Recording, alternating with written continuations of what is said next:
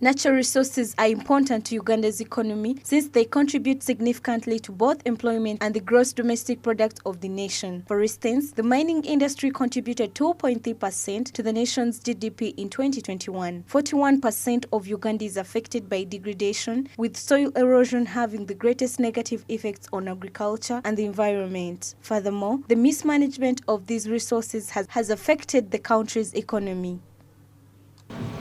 The challenge we have had of environmental degradation has been rooted in our traditional thinking about development.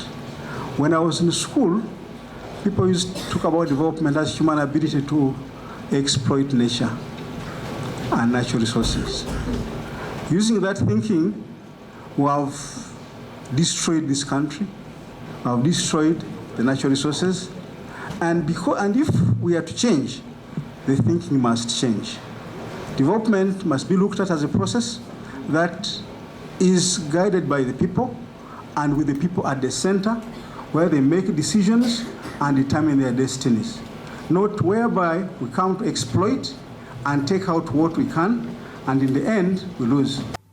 Natural resource depletion, particularly in forests and wetlands, raises concerns that economic expansion has come at the expense of the environment and natural resources. Wetlands in Uganda are being destroyed, and the country now has less wetlands than it had in the 1990s. In urban places, there is uncontrolled encroachment of human settlement, expansion and industrialization, while wetlands in rural areas are steadily converted for agriculture use. Degradation of these critical resources results in biodiversity loss and environmental degradation.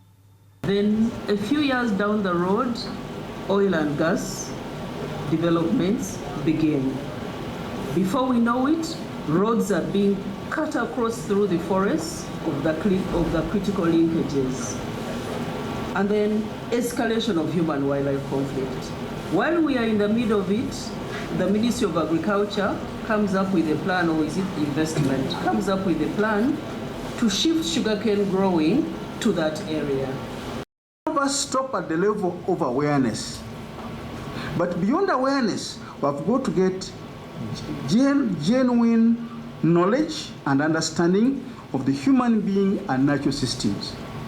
So it's not about being aware that cutting trees is bad, but what is the underlying challenges and problems when we cut trees? What are the likely repercussions of that?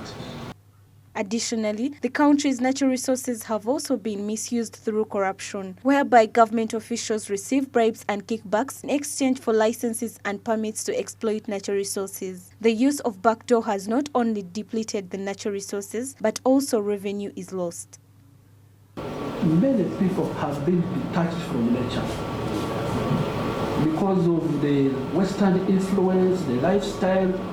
Many people, for us when we were growing up, we were so much detached to nature. We appreciated forests, we appreciated wetlands, we appreciated mountains and everything. Young people have been what? Detached from nature. How can we ensure that?